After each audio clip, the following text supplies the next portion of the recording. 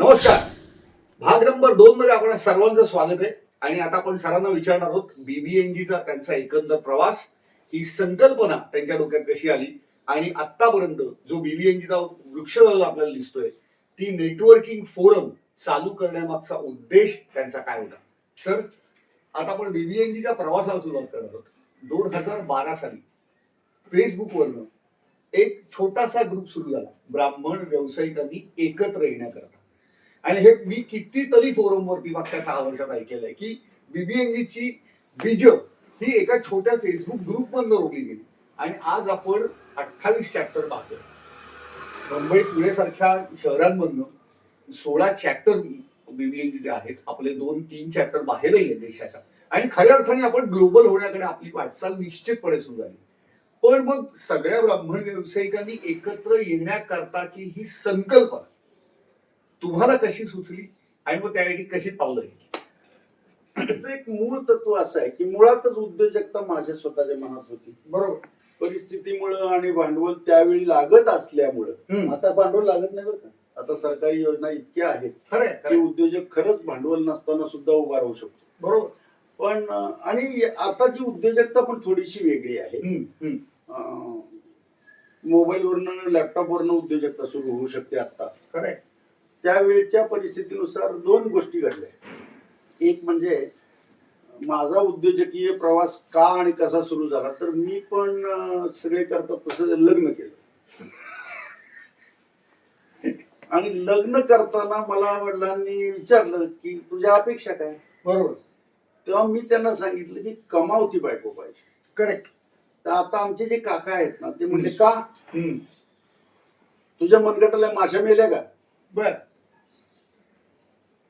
आमचे आजही त्यांच्यापुढे बोलण्याची प्राज्ञा नाही, त्यामुळे गप्प बसलो. बरोबर. पण वडिलांना सांगितलं आपल्याला स्वतःला जर काही करायचं असेल तर मी असं वाचलंय की कोणताही उद्योग उभा करायला साधारण 1000 दिवस लागतात. बरोबर. 3 वर्ष तुम्ही तो रेटअप केला पाहिजे. कमी कमी. त्यावेळी जर झालेला प्रॉफिट काढत राहिलो तर त्याची ग्रोथ खुंटावते. बरोबर. म्हणून तो फ्लोबॅक केला पाहिजे. करेक्ट. तसं असेल तर 2 वेळची ददात असता कामा नये. नक्कीच. 100. म्हणून नोकरी करणारी बायको पाहिजे. शी वुड बी अ सपोर्ट. हा, म्हणजे काय होईल, ती नोकरी करते ना, 2 टाइम खायला नक्की मिळणार. बरोबर. मग इनवॉइस दिला, 60 दिवसाचं क्रेडिट दिलं का 90 दिवसाचं क्रेडिट दिलं, वेळेवर पैसे आले नाहीत, काय प्रॉब्लेम नाही. जी काही पोरं बाळ आपल्याला होतील, जी काही बायको आपण जबाबदारी म्हणून केलेली आहे, बरोबर, त्याला कपडा लत्ता, खाणं पिणं एवढे बेसिक मिनिमम गरजा पूर्ण व्हाव्यात. उदाहरण हे झालं पाहिजे. हा. आणि मग त्याप्रमाणे मी सोलापूर डिस्ट्रिक्ट सेंट्रल कोऑपरेटिव्ह बँकेत नोकरी करणारी. आता त्या दृष्टिकोनातून वालचंद नगरचा मी पण असा जस्ट डिप्लोमा पूर्ण केलेला साहेब होता. पण ते अजून लोकांना साहेब म्हणून ऍक्सेप्ट झालेलं नव्हतं मी. बरोबर.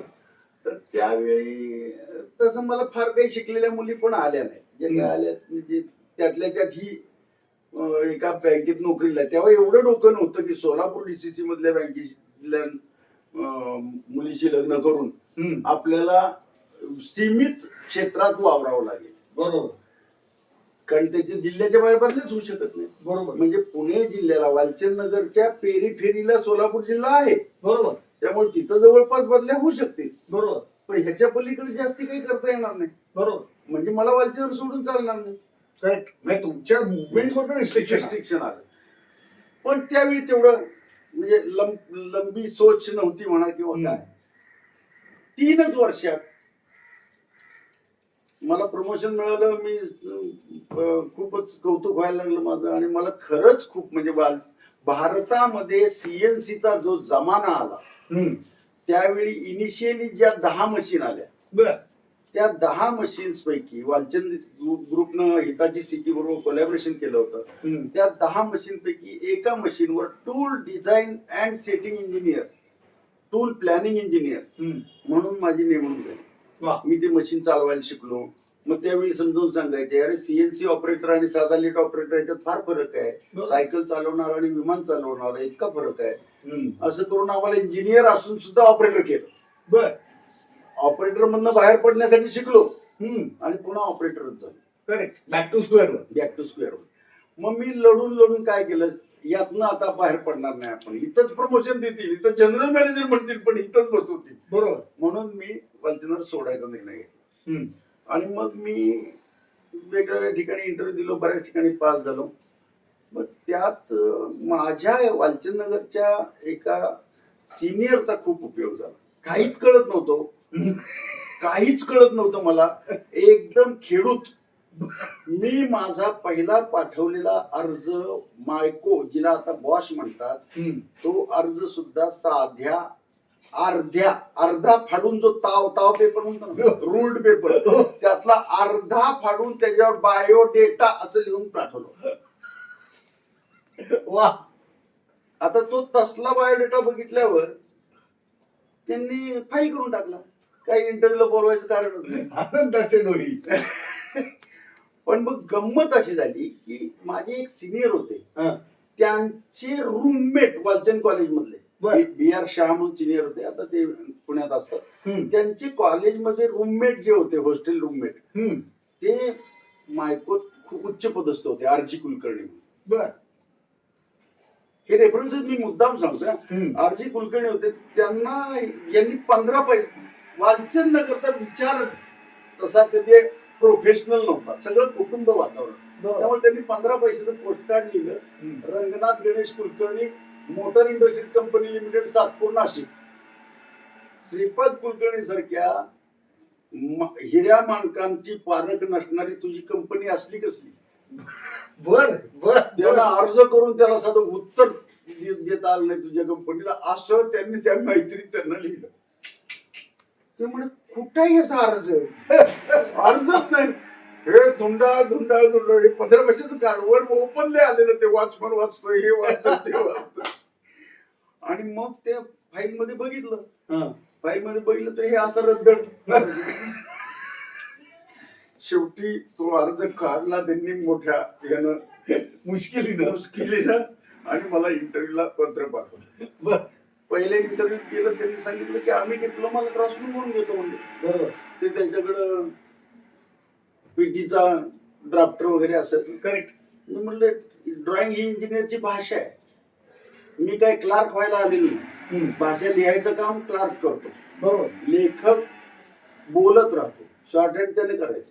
बरोबर. मी डिक्टेट करणार, मी ड्रॉइंग नाही काढणार, मी कन्सेप्ट काढेन. बरोबर. ड्रॉइंग ही भाषा आहे, इंजिनियरला ती आली पाहिजे, ती मला येते, पण मी ड्रॉइंग काढण्यासाठी नाही आलो. माझ्या हाताकडे ड्रॉसमन आहेत वालचंदनगरला, मी इथं का करू? नाही, उद्देश खूप क्लिअर. त्यांनी त्यामुळं मला त्या इंटरव्ह्यू मध्ये रिजेक्ट केलं, डिनाईड टू ड्रॉ. पण मग रंगनाथ गणेशला माझं ते नाही म्हणणं खूप आवडलं. स्वाभिमान. नाही म्हणणं आर.जी. कुलकर्णींना आवडल्यामुळे त्यांनी माझ्यासाठी जेव्हा जागा झाली, हा कटिंग टूलचा एक्सपर्ट आहे, त्यांना कळलं होतं, त्याला टूलिंग बद्दल चांगलं कळतंय, त्यांनी कटिंग टूल ट्रायआउट आणि ट्रबल शूटिंग साठी जागा मोकळी होताच मला पुन्हा बोलवलं. तरी धडधड कुठे वालचंदनगर, कुठे नाशिक, जायचं का नाही 3 महिने सिलेक्ट होऊन मी गेलो नाही. शेवटी त्यांची तार आली, येत नसेल तर कळवा, 13 तारीख तुमची शेवटची लास्ट. बरोबर. जागा अडवून लास्ट डेट ऑफ जॉईन. म्हणून मी 13 जुलै 1989 नाशिकला जॉईन झालो. आणि तोपर्यंत मला एक मुलगा, एक मुलगी होती. बायका पुढं तिकडं सोडली, इकडं संट्या बघीन. आणि तोपर्यंत इकडं आल्यानंतर कळत नव्हतं की बाबा इथं काहीतरी डिपॉझिट नावाची, पागडी नावाची गोष्ट असते, भाडं बिडं. कारण वालचंदनगरची स्वतःची कॉलनी होती, 3 रुपये भाड्याचं घर होतं. बरोबर. इथं काहीच कळे ना, एका आउट हाऊस मध्ये राहिलो, दुनियाच बदलली. दुनियाच बदलली. खरंय. आणि मग आउट हाऊस मध्ये राहिलो, मला काही कळे ना काय करावं. मग तिथं त्या आउट हाऊस वाल्याला सांगितलं दरमहा 1,000 रुपये डिपॉझिट आणि 1,000 रुपये भाडं दिली. असे 6 महिने त्याच्याकडे काढल्यामुळे माझे 6,000 रुपये बाजूला राहिले. आणि मग मी बायकोला एक दिवस नाशिक दाखवायला म्हणून घेऊन गेलो. दरम्यान माझा पोरगा जरा आजारी पडायला लागला आणि श्रेयस. मग ते बायको म्हणजे फार त्रास होतो, ती गेली नोकरी, मी 2 साऱ्यांवर राहीन, पण मला हे तू तिथे मी इथे काय मला झेपायचं नाही. बरोबर. दरम्यानच्या कालावधीत एक ट्रिगर करणारी गोष्ट अशी झाली की लग्नानंतर आपलं घरात काहीतरी कपाट बिपाट असावं म्हणून वालचंद नगर जवळ एक जंक्शन म्हणून जागा आहे. बर. तिथं बऱ्याच जणांची छोटी छोटी वर्कशॉप आहे. बर. तिथं आम्ही ते गोदरेज सारखं कपाट घ्यायला गेलो. ते गोदरेज सारखं कपाट घ्यायला गेलो तर तिथं शहा सरांची फॅक्टरी होती. एक बर. वेगळे शहा होते. बरोबर. तर ते बघितलं बेंडिंग मशीन वेल्डिंग मशीन हे ते आणि काय फार सेटअप नव्हता आणि कपाट मात्र 2-4 तयार होते. मग बरोबर. इकडे कप्पा पाहिजे तिकडे कप्पा पाहिजे मग दागिने कुठे ठेवायचे दागिने नव्हते पण कप्पा पाहिजे होता. बरोबर. तर हे सगळं बघितल्यावर बायको म्हणली तुम्ही पण इंजिनियर आहे ना. हो म्हणजे शहा सर काय हे पण इंजिनियर आहे. मग ते फॅक्टरी चालवतं तुम्ही का नोकरी का करता. मी म्हणलं यासाठीच तू नोकरी करतेस मी फार काळ करणार नाही. मला असं सांगता येईल की मला उद्योजक व्हायला भाग पाडणारी बायको आहे. क्या बात. मी त्यानंतर वंचननगरहून नाशिकला आलो. नाशिकला पण कुटुंबाची साईज आणि त्यावेळेचा पगार वगैरे काय खूप धडपड मग LIC ट्रस्ट शेअर डिव्हेंचर फलाना विस्तार खूप काम केली. बरोबर. गणपती तुरडाळ सगळं केलं. फटाके सोलापूरहून चादरी मागवून सोलापूर चादरीचा व्यवसाय केला. ज्या ज्यानी पैसा मिळेल ते सगळे व्यवसाय. आणि नंतर मग माझ्या असं लक्षात आलं की आपण समाजाचं काही देणं लागतो म्हणून मी वनवासी मूळचा मी संघाचा स्वयंसेवक आहे. बरोबर. विश्व हिंदू परिषदेत काम केलेलं आहे. मग वनवासी कल्याणचा एक खूप चांगला ग्रुप मिळाला आणि वनवासी कल्याण आश्रमासाठी खूप काळ काम केलं. आम्ही दर सुट्टी दिवशी एका डॉक्टरला घेऊन एका पाड्यावर जायचो. सगळ्या डॉक्टरकडनं 8 दिवस संकलन करायचो औषधांचं आणि त्या डॉक्टरला घेऊन जायचो.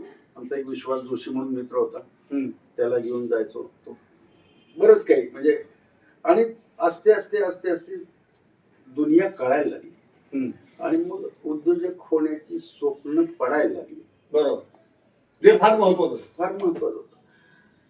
कोणत्या तरी एका टप्प्यावर असं लक्षात आलं की उद्योजक झालो. अनेकांनी मदत केली. उद्योजक होताना सुद्धा अनेक मित्रांनी स्वतःच्या सोसायट्या काढून मला पैसे दिले. माझ्याकडे पैसे नव्हते. त्यावेळी असा एक नेटवर्किंग फोरम होता चित्तपावन उद्योजक मंच. बर. वसंत दातार नावाचा आमचा एक मित्र होता नाशिकचाच. बर. त्यानं तो चांगल्यापैकी ड्राईव्ह केला होता. मी त्याच्याकडे गेलो म्हटलं अरे यार हे खूप चांगलं आहे म्हणलं. खूप चांगले चांगले यशवंत उद्योजक येतात लोकांना मार्गदर्शन करतात.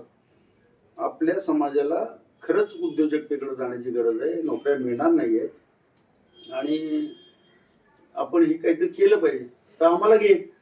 की नाही ही फक्त चित्त पाहून लोकांचं. मी म्हटलं अरे असं करू नका सगळ्या ब्राह्मणांना एकत्र करा. दातार स्पीक्स. ते सगळ्या ब्राह्मणांना एकत्र करा सगळ्या ब्राह्मणांना एकत्र करा. ते तो हो हो हो म्हणत राहिला पण नंतर दुर्दैवानं त्याची तब्येत हे राहिली नाही आणि ते काही बरं चाललं नाही. हे साधारण कधीच सांगताय. हे साधारण बघा तुम्हाला सांगतो 2007 ते तुम्हाला उद्योग व्यवसाय येऊन सुद्धा 18-20 वर्ष झालेली होती. हो 1999 ला मी उद्योगात आलो. 1999 ला मी उद्योगात आलो. 1995 ला मी मायको सोडून ऑगस्ट रुगबर्ग बरीनहाइड जर्मनी या कंपनीसाठी काम केलं. परदेशात वगैरे जाऊन आलो. मग त्यावेळी मला ही गरज जाणवली की एकटा एंटरप्रेनर फार काही करू शकत नाही. मी त्याने इन्व्हॉइसही करायचा. त्यानं येणाऱ्या सरकारी ऑफिसर्सना तोंड द्यायचं. कामगार प्रश्न हँडल करायचे. मार्केटिंग करायचं. टेंडर करायचे विकायचं. याला सपोर्ट सिस्टीम पाहिजे. नक्कीच. मग ही सपोर्ट सिस्टीम कशी होऊ शकते तर आपल्या लोकांनी आधी आपल्या लोकांना आपलं म्हणलं पाहिजे. नक्कीच. त्यांना स्पर्धक नाही मानलं पाहिजे. मग काय करावं म्हणून मी ब्राह्मण उद्योजक मुळात कन्सेप्च्युअली ऋग्वेद नावाची मी कल्पना काढली कारण ती चित्तपावनच्या बेसवर मी ऋग्वेद यांना एकत्र करू असं विचार केला. बरोबर. मग मी आस्ते आस्ते ती व्यापक करत नेली आणि सर्व ब्राह्मणांना तिथं प्रवेश भाषा प्रांत रंग आहाराची पद्धत किंवा तात्विक बैठक म्हणजे कुणी द्वैती आहे कुणी अद्वैती आहे कुणी उभागंध आहे कुणी आडवागंध आहे काही संबंध नाही. बरोबर. सगळे ब्राह्मण एकत्र आले पाहिजेत या दृष्टिकोनातून हा पेज चालू केला आहे, बरोबर ग्रुप चालू केला. बरोबर. मग एक बैठक बोलवली. बैठक बोलवल्यानंतर बरेच लोक आले. हम्म. इनिशियल जे आले त्यातले मुकुंदराव एक आहेत, बरोबर आता आजही ते माझ्या बरोबर आहेत. बरोबर. आणि अजून काही आहेत पहिल्या पहिल्या पहिल्या बैठकीला असणारे आजही मला येऊन सांगतात की मी त्या पहिल्या बैठकीला होतो बरं का. बरोबर. कदाचित ते मेंबर असतील अथवा नसतील, पण लोकांना ते भावलं. करेक्ट. आणि बैठक नाशिक बरेच झाली. नाशिकमध्ये झाली, ती देशाचं ऋग्वेदी संस्थेमध्येच झाली. बर. तुमच्या कल्याणचे प्राध्यापक संत म्हणून होते. हो. हं?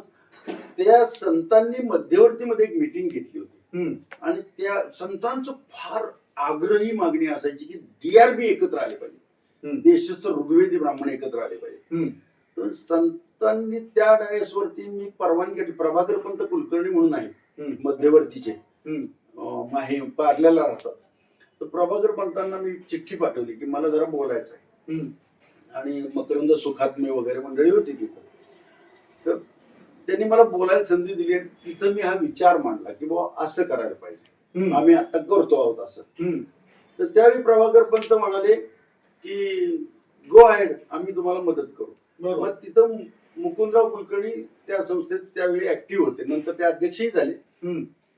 मग मुकुंदरावांच्या सहकार्यानं तिथं आपण एक 6-8 महिने तिथं मीटिंग घ्यायला सुरुवात केली. मग आपण प्रोफेशनल मध्ये शिफ्ट झालो.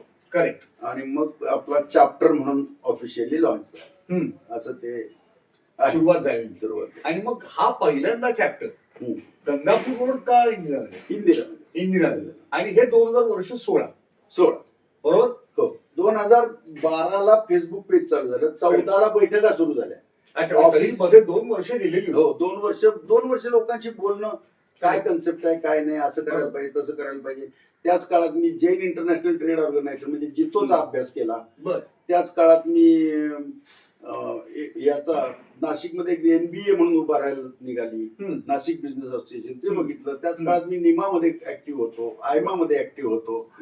आणि त्याच काळात मी GBN म्हणून एक ग्लोबल नेटवर्क आहे, त्याचा नंतर BNIचा अभ्यास केला. आणि मग काय करावं त्याची सॅटर्डे क्लबचा अभ्यास केला, त्याच्या कॉन्स्टिट्यूशन अभ्यासल्या, त्यातल्या फ्लॉज काढले, त्याचे रिपरकेशन्स काढले, मुख्य संस्थापकाच्या उद्देशामध्ये कसे बदल होत गेले किंवा परिणामांमध्ये होत गेलेले बदल, तर ते सगळं बघून मग मी नॉन प्रॉफिट मेकिंग, मला यातनं अर्थार्जन अपेक्षित नाही, मला फक्त समाजाचं भलं अपेक्षित आहे.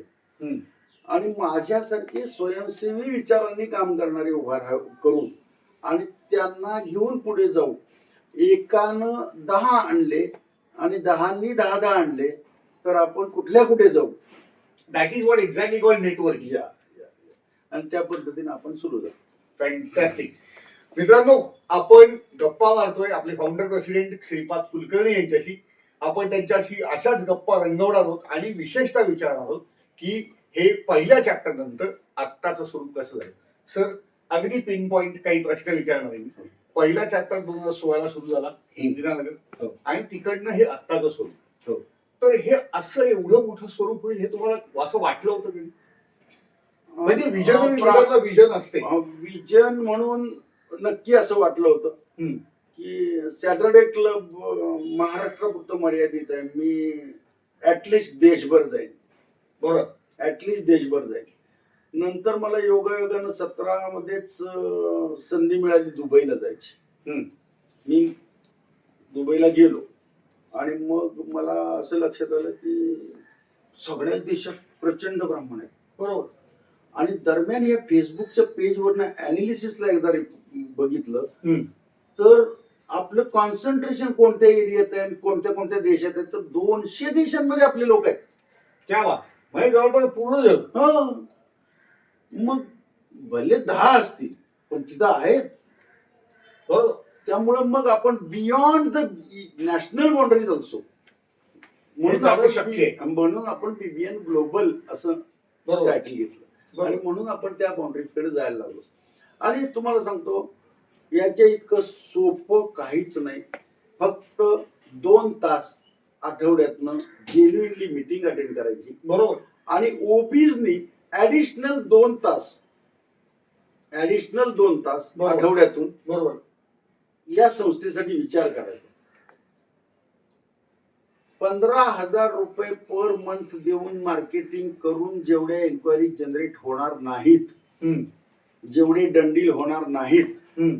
तेवढे डंडील महिन्यात होतील. क्या बात आहे. आणि नेटवर्किंगची ताकद. ही ताकद आहे. फॅन्टॅस्टिक. सर, अजून एक प्रश्न जो फार महत्वाचा आहे की बऱ्याच ठिकाणी नेटवर्किंग करताना म्हणजे अर्थात नेटवर्किंगचा बेस काय आहे? हम्म. एकमेका साह्य करू उभे धरू सुपर. बरोबर आहे. आपला कम्युनिटी बेस्ड आहे बरोबर. की संघटन शक्ती आहे. बरोबर.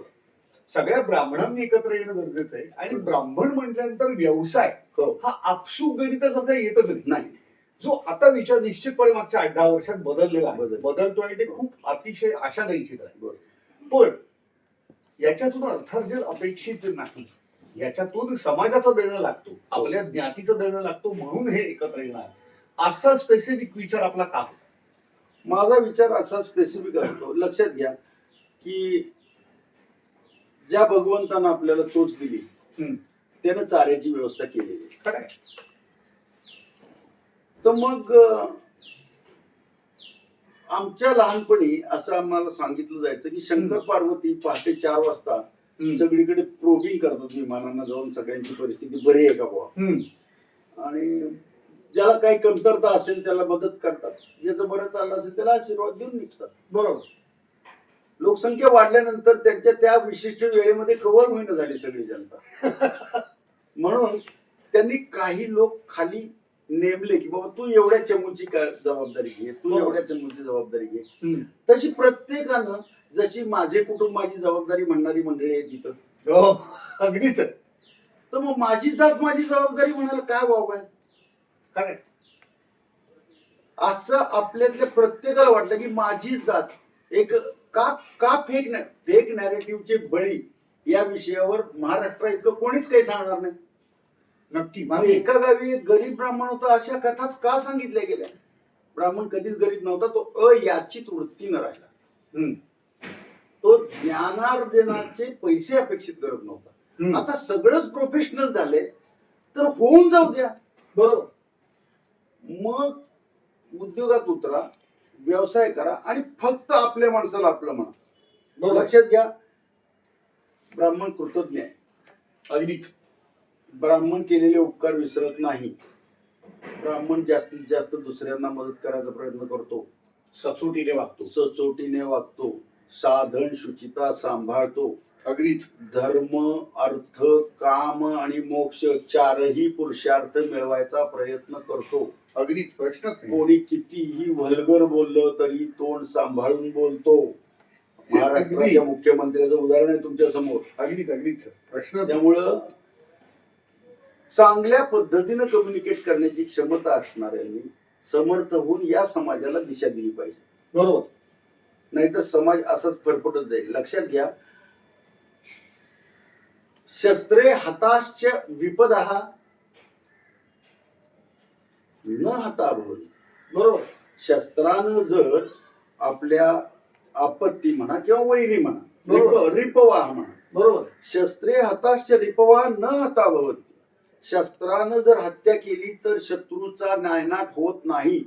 शत्रूचे वंश, जवळचे, आसपासचे दुःख धरून बदला घेऊ शकतात. तुम्ही शस्त्राच्या केलेल्या एका आघातामुळे शत्रूचा निष्पात होईल याची गॅरंटी देता येत नाही. बरोबर. पण प्रज्ञा हाताश्चर्यपवा सुहाता भवंती. अगदी. जेव्हा त्याच्या बुद्धीवरच अटॅक केला जातो तेव्हा त्याची हत्याच होते. खरंय. आणि प्रज्ञा हे मूळ भांडवल आहे ब्राह्मणाचं. मग त्यामुळं हे प्रज्ञेवर घालाय. हा प्रज्ञेवर घालाय. तुम्ही काही क्रिएटिव्ह नाही का? तुम्ही तर क्रिएटिव्ह आहे.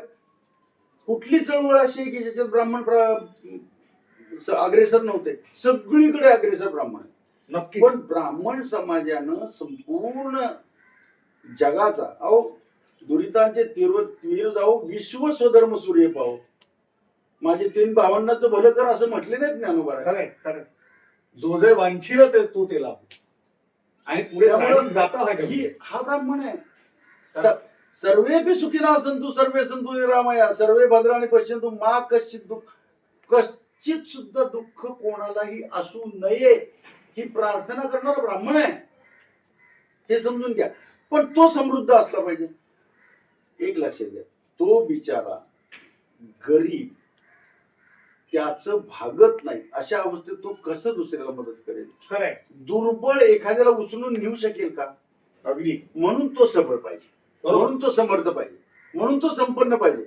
तो समृद्ध, संपन्न, समर्थ झाला की या समाजात अनेक दामाजी तयार होतील आणि गाव संकटात आला तर एकटा दामाजी पोचेल. क्या बात आहे. प्रश्नच नाही सर. म्हणजे जसं तात्यारांनी पण सांगितलं होतं की जर तुम्ही समर्थ असाल तर नुसतं कमरेला शस्त्र असलं तरी समोरचा घाबरतो.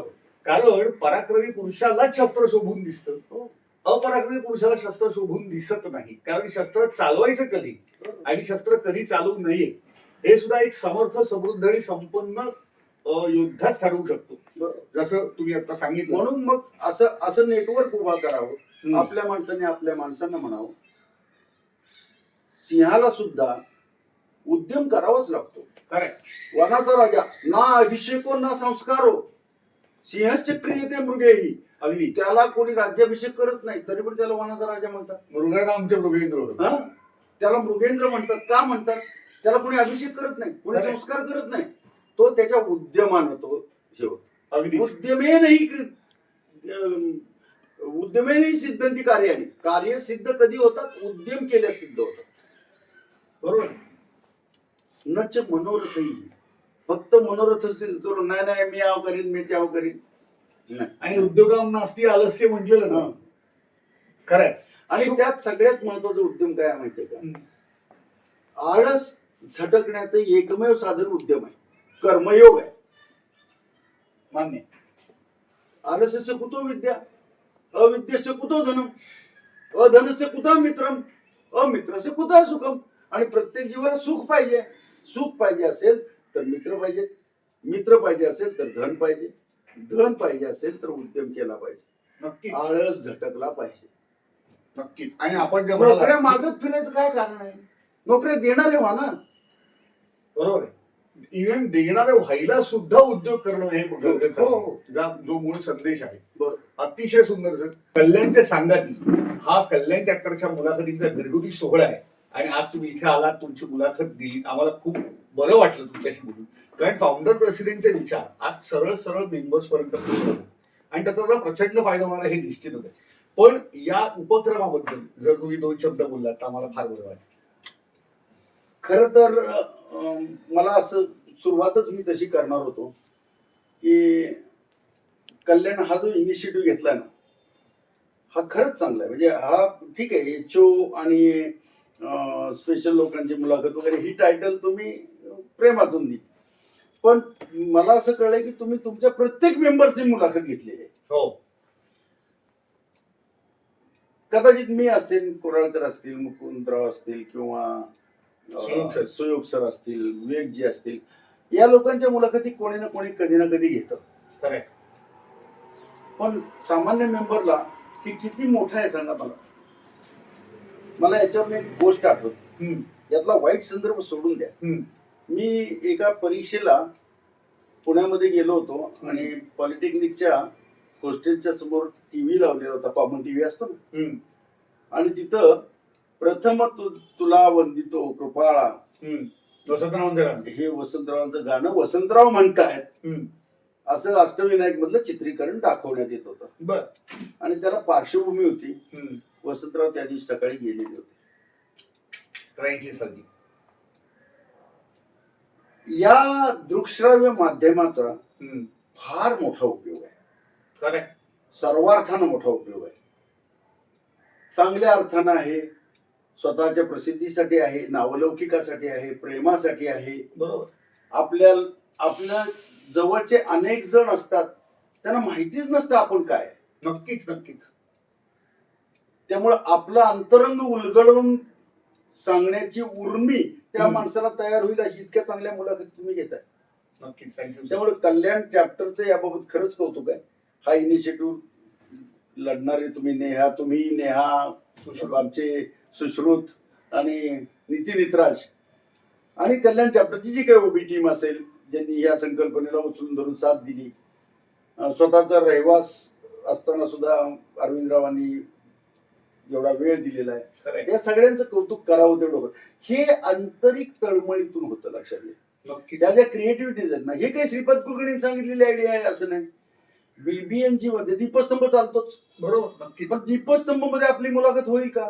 मागे त्या बेळेंनी असं झिरो टू हिरो नावाची एक मालिका काढली होती बघा. हो हो. अनेकांची झिरो टू हिरो मध्ये त्यांनी मुलाखत घेतली हो. होती. का? एव्हरीबडी हॅज अ स्टोरी यार. नक्कीच. नक्कीच. प्रत्येकाकडे काहीतरी घेण्यासारखं आहे. नक्कीच. एक लक्षात घ्या, तुम्ही हे जे करताय ना, हे कौतुकास पात्र केवळ आहे असं नाही, हे बेसिक संस्कारास पात्र आहे.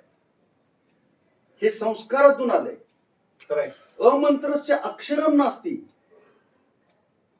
असं एकही अक्षर नाही की ज्याचा मंत्र होत नाही. बरोबर. नास्ती मूलम अनौषधम, जे काही झाडाचं मूळ असं नाहीये की ज्याचं औषध होत नाही. बरोबर. अयोग्य पुरुषांना असती, इथं पुरुष म्हणजे मनुष्य असा अर्थ घ्यायचा, म्हणजे ती स्त्री असेल हो. किंवा पुरुष असेल. हो. पुरुष किंवा स्त्री किंवा मनुष्य अयोग्य योग्य. कोणीच नसतो. खरंय. योजकच तत्र दुर्लभ आहे. त्याच्याकडून त्याच्यातलं चांगलं काढून घेणारी योजक दुर्लभ आहे. योग्य. योजक दुर्लभ आहे. आणि ती योजकता तुमच्या कल्याण चॅप्टर मधून दाखवलेली आहे. त्यामुळे तुमचं मनापासून अभिनंदन. मित्रांनो, आपण आता शेवटच्या सेगमेंट मध्ये आलो आणि आता आपण सरांना विचारणार आहोत काही खुमासदार प्रश्न रॅपिड फायरच्या माध्यमातून. सर, आम्ही तुम्हाला रॅपिड फायर राऊंड मध्ये घेऊन जातो आणि ही तुमच्यावरची स्पेशल राऊंड आहे, कारण जे बीबीएनची हेड ऑफिस स्पेशल आहे त्या सगळ्याला 12 प्रश्न आहेत आणि बाकी सगळ्या मेंबर्ससाठी हे 10 प्रश्न असतात. तर मी तुम्हाला एक प्रश्न विचारेन आणि त्याचं तुम्हाला सुचेल, पटकन सुचेल ते उत्तर द्यायचं. तयार? सो पहिला प्रश्न, श्रीपाद सर मोकळ्या वेळेत काय करतात? वाचन करतात, आराम करतात का कुटुंबाला वेळ देतात? मी हल्ली नातवंडात खेळतो. बर. माझ्या नाती खूप मजा आणतात. क्या बात आहे. पण त्याच्या अगोदर वाचन, हम्म. कारण मी स्वतः एक कीर्तनकार आहे, बरोबर. प्रवचनकार आहे, बरोबर. आणि मी प्रत्येक वेळी नव्या अभंगावर चिंतन करतो. वा, सुरेख. ते प्रत्येक वेळी नव्या अभंगावर चिंतन करण्यासाठी मला अभ्यास करावा लागतो. निश्चितपणे प्रश्न. आणि माझ्याकडे ग्रंथसंपदा म्हणून साधारण 3,500 ग्रंथ आहेत. वा वा वा. वेगवेगळ्या प्रकारचे पुस्तक आहेत. म्हणजे नातवांबरोबर नातींबरोबर खेळण्याआधी वाचन हे मस्त आहे. मस्त मस्त. दररोज वाचन आहेच. ग्रेट. आतापर्यंतच्या व्यावसायिक प्रवासात शिकायला मिळालेली सर्वात महत्वाची गोष्ट कोणती? माणसं जोडणं, चोख व्यवहारी असणं का नवनवीन व्यावसायिक संधीचा मागोवा घेतात? नवनवीन व्यावसायिक संधीचा मागोवा घेतात. क्या change is the only constant. Absolute. प्रश्न तुम्ही बदलला नाही तर बदलले जातात. अगदी. प्रश्न क्रमांक 3, नेटवर्किंग फोरम जॉईन करण्याचा सर्वात मोठा फायदा कोणता असं श्रीपाद सरांना वाटतं? नवीन व्यावसायिक मित्र भेटतात जेणेकरून आपला अनुभव वाढतो, शिकण्याची प्रचंड संधी मिळते, का प्रॉस्पेक्टिंग करण्याचे उत्तम ठिकाण नेटवर्किंग फोरम? माणूस जोडला जातो. प्रश्नच लोकसंग्रह. लोकसंग्रह. तुमच्याबद्दल चांगलं बोलणारे वाढले, तुम्ही काय करताय ते बाय हार्ट समजून घेणारे वाढले, की ते त्यांच्या आयुष्यातल्या वाटचालीमध्ये तुमच्या व्यवसायाशी संबंधित गरज दिसेल तेव्हा तुम्हाला फोन करून सांगतात, सर तुमच्यासाठी इथे एन्क्वायरी. References generated. क्या बात आहे. पुढचा प्रश्न सर, आध्यात्मिक साधना आणि व्यावसायिक प्रगती यांचा परस्पर संबंध जोडता येईल का? हो. आध्यात्मिक साधनेचा मूळ पाया आहे मनाची बैठक. अगदी. नक्कीच.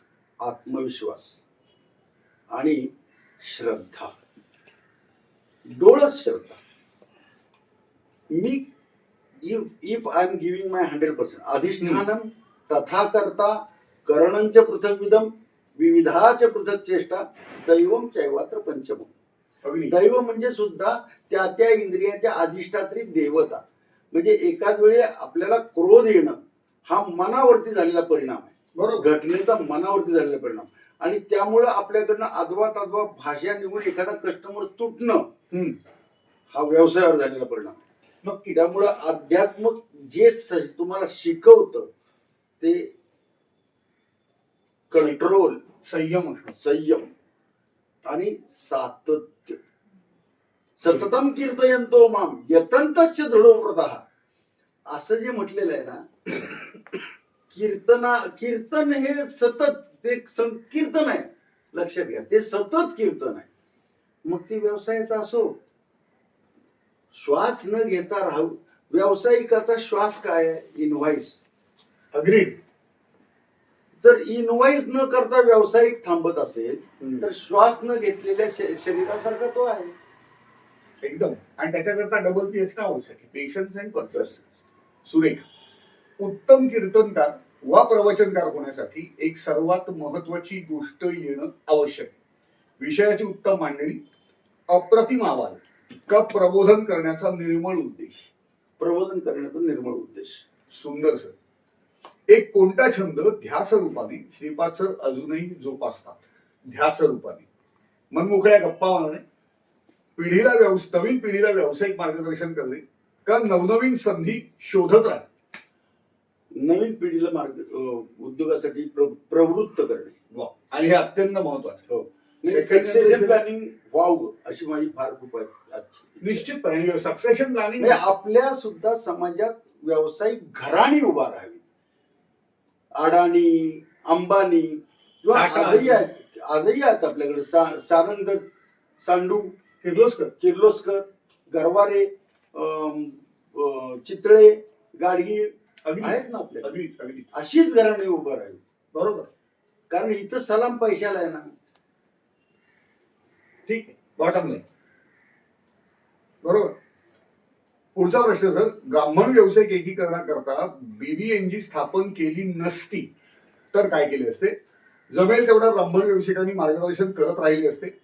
ब्राह्मण संस्था स्वतः काढून पिंजून कार्यशाळा घेतल्या असत्या का केवळ सोशल मीडियाचा वापर करून ब्राह्मण व्यावसायिक ऑनलाईन ग्रुप चालवले असते? नाही, मी पिंजून केलं असतं. कारण मला लोकांना भेटायला आवडतं आणि लोकांना भेटून आणि आपलं म्हणणं मांडायचं. बरोबर. पटलं ठीक, नाही पटलं चाललोच आहे. मन का हो अच्छा, ना हो और भी अच्छे. क्या बात. पुढचा प्रश्न सर. कोणता एक गुण ब्राह्मण व्यावसायिकांनी आत्मसात करणे गरजेचेच आहे? संधी शोधण्याची धडपड वाढलीच पाहिजे, व्यावसायिक दृष्टिकोन सुधारला पाहिजे का संयम, चिकाटी आणि नेतृत्व गुण वाढीला लावले पाहिजे? हे तिन्ही पाहिजे. वा, क्या बात. हे तिन्ही पाहिजे. दुसरं, आपण सर्वज्ञ नाही आहोत. आपल्याला कोणाचा तरी सल्ला घेणं गरजेचं आहे हे पण पटवून घेतलं पाहिजे. करेक्ट. म्हणजे सतत शिकण्याची उर्मी पाहिजे. तोंडात साखर पाहिजे, डोक्यावर बर्फ पाहिजे, अगदी, आणि पायात चाक पाहिजे. मान्य आहे सर. अगदी. कोणत्या एका गोष्टीचा श्रीपाद सरांना प्रचंड राग येतो? कोणतेही काम अंगावर न घेता सतत कारणे देणे, सतत तक्रारी करत राहणे का सांगतील तेवढेच काम करण्याचा स्वभाव आहे? हे तिन्ही गोष्टी मी माझं एक स्वतःच म्हणणं असतं की जो माणूस आलाय, जसा आलाय तसा पॅकेज म्हणून स्वीकारायचा. त्याला 2 वर्ष संधी द्यायची. बरोबर. त्यानं ते केलं ठीक, नाही केलं तर तेवढ्या 2 वर्षात आपण शोधत राहायचं की याच्यापेक्षा बरं करणारा कोण आहे. बरोबर. आणि त्याला त्याच्या जागी जबाबदारी द्यायची, त्याला करून दाखवायचं हे असं करायचं असतं. बरोबर. कारण आपल्याला त्याची कोणीच नाहीये ना. खरंय. जो आज सांगेल तेवढंच करणार आहे तो पुढे स्वतःच्या मनानं पण करणारा व्हावा, यासाठी त्याच्यावर काम करण्यावर आमचा विश्वास आहे. खरंय, खरंय. आज करत नसेल पण उद्या करू शकतो. हो, उद्या करू शकतो. नक्कीच. आणि प्रत्येकाला आयुष्यात अशी एक वेळ येते की अरे यार ते चांगलं आहे, ते चांगलं आहे. कितीतरी लोक असे आहेत की त्यांना गेल्याचा म्हणजे न आल्याचा पस्तावा आहे, गेल्याचा पस्तावा आहे, यायची इच्छा आहे पण इगो हट होतोय. कित्येक उदाहरणं अशी आहेत, तुम्ही कधीतरी खाजगीत कोराळकरांना विचारा, कित्येक उदाहरणं अशी आहेत की जे डिस्कंटिन्यू झाले आणि परत येण्यासाठी वेगवेगळ्या मार्गाने प्रयत्न करतायत. बर. दिस इज ट्रूथ. ऍब्सोल्युटली. पण येता येत नाही काही कारण. सर 11वा प्रश्न, नाही 10वा प्रश्न आहे हा. एखादी गोष्ट, खाण्याची गोष्ट श्रीपाद सरांना सोडावी लागली तर कोणता पदार्थ सहज सोडताय? श्रीखंड, मिसळ का मसाले भात? मसाले भात. सोपं आहे. 11वा प्रश्न, यापैकी आवडते लेखक कोण? आचार्य अत्रे, शिवाजी सावंत का नाशिकचेच मुरलीधर खैरनार? शिवाजी सावंत. मृत्युंजय छावा. अगदी. आणि सुंदर लिखाण आणि अप्रतिम भाषा. आणि सर शेवटचा प्रश्न, व्यावसायिकांना एकच संदेश जाता जाता द्यायचा असेल तर कोणता द्यायला आवडेल? नवीन शिकत राहा, चिकाटी सोडू नका का आयुष्यभर नेटवर्किंग करा? बघताय काय, सामील व्हा. वा, सुरेख, फॅन्टॅस्टिक सर, अतिशय आवडलं.